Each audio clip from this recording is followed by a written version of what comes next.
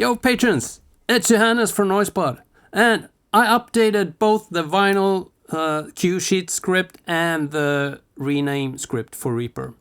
And I'm going to talk about both the script and the changes that I made in this video, so this is about both. We're going to start with the vinyl script, then I'm going to use the renaming script for the vinyl release later on. So I kind of show them at the same time. Alright, so it started, why did I change stuff? It started with Matt Davis, one of you guys, a very good mastering engineer and a lovely person. He asked me if I could include wildcards in the naming of things. And both when you rename items in or regions in Reaper and in the vinyl script, because he used a one tag or one wildcard that's called author in Reaper for artist names. So let's go to Reaper. Actually, let's start with see where you find that thing. Project settings, notes, and here, author. Let's put Matt Davis in there because it's fun. So this means that if we use the wildcard $author, then it will say Matt Davis. You can use this while naming files while rendering in Reaper as well, of course. Alright, and I also saved the project as Fish in the Sea. This is the name of the album. So we're going to use $project for the album name and author for the artist name. Okay, here we go. We have client, one of my clients, he this premaster. This is going for vinyl, so we're gonna drag the whole album, and these are pre-made files with the correct pauses between tracks and stuff. So I just need to line them up on a single track in Reaper, so like this. And the next thing we're gonna do is mark which part of the files will be side A. So the first four tracks will be on side A, and that will be rendered to one track that we're gonna call something and side A, and then the rest will be rendered to side B. So there are 4 tracks per side.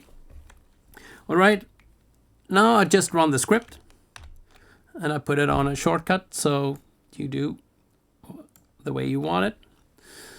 As you can see, a lot of things changed. For first, I'm using that ReaImGui thing, which means that I can go I have a lot more options for the graphics. That's very limited when you're not using third-party libraries in Reaper.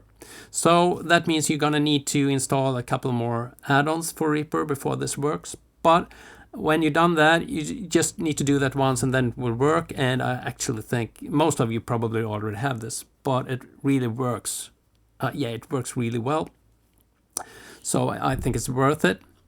All right, now I moved everything to the script, so you don't need to put your logo in the scripts folder and stuff like that like you used to. And you can also choose to name everything. With the first version of the script, the region, the audio files were hard coded to be album and side A and album side B. That was the name of the audio files that would be created, and the QSheet would be called album name QSheet.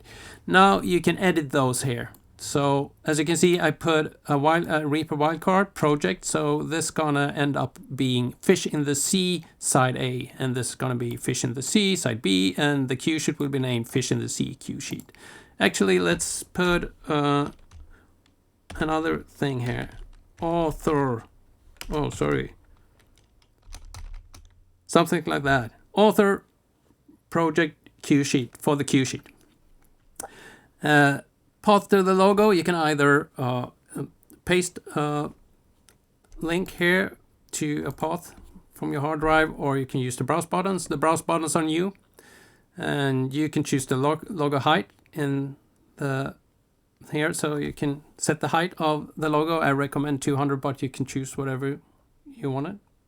Client, Sony Music, that's fun. Let's put that there. Artist, author, so this is also a Reaper wildcard. It will pick Matt Davis that we put there.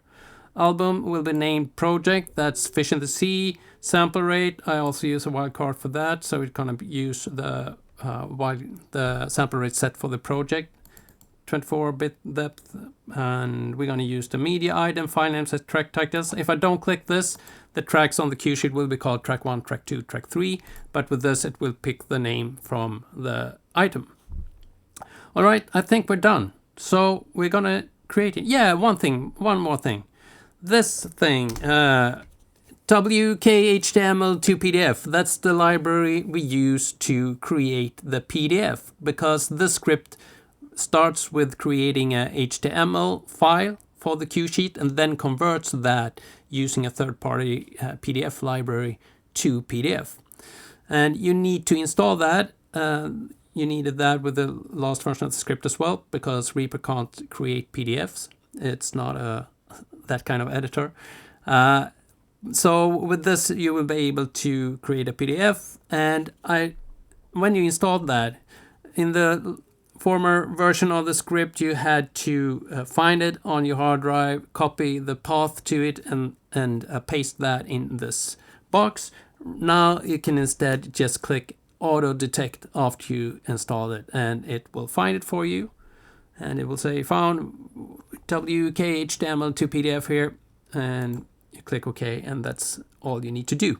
And hopefully that works. Yeah, I tried it on 2 computers, and Mac and PC, so it works on both of those.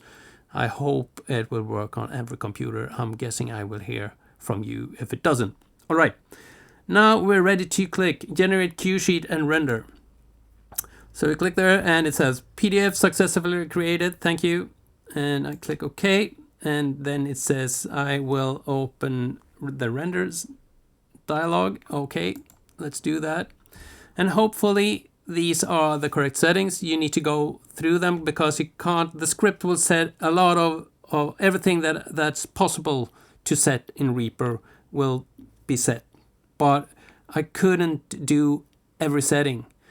So you need to check this, and I think that's good as well, because I think you all work differently, and maybe you can use other names than the script creates for you here, so you can change that, for example. Yep, so it's cool. I'm gonna click render to files, so let's do that. While these are rendering, let's go to the folder, the output folder, and we'll see that there's a folder here called vinyl. So we go in here and we can see that it created the PDF, Matt Davis, Fish in the Sea, cue sheet. Let's have a look at it. Yeah, there it is, Matt Davis, Fish in the Sea, and all the info is there. And here we go with all the tracks and the start and end and stuff and the length and everything. So now we're ready to go. As soon as the audio files are rendered, we can send this off to the engineer. But I see one thing here. We used the track name or the names of the items, which usually are the what the audio files are called. So this it doesn't look too good. You see all this 01 C side A, blah blah blah blah blah. I think we're gonna edit the names before we create the PDF, and we're gonna use the other script for that. So we close this and we go back here and we do everything again. No, we don't. We start with running the name script. Here we go. This is what the renaming script looks right now, and in the last version you could edit regions. Now you can choose regions or item takes. So we're going to choose that because we're going to change the name of the actually audio files that are in this project. And this is a pretty simple thing. We're gonna remove the first 10 characters, I think it is. Like that, 10. And we're gonna remove pre-master and the wave file thing on the end. So that's 14 characters. And we're good to go. So we're gonna click apply. There we go. And I can see that this still has a little dash there that we're gonna remove. There we go. And since I only selected this, it will leave the other ones alone, even though you can see that it looks like they're going to edit those as well. I'm going to change that with the next update, but right now you just have to live with that. That's the way it works right now. There we go. Now I'm going to close this, and we're going to run the script for vinyl creation again. There we go. It has saved all the settings, so I don't have to worry about that. I'm just gonna hit render, and it says PDF successfully created. Thank you. And we don't need to render the audio files again, so I'm just gonna skip the render dialog. And we go to the output folder, and we have a look at the file names. There we go. Looks a bit way better. So that's the update for the cue sheet for vinyl creation script.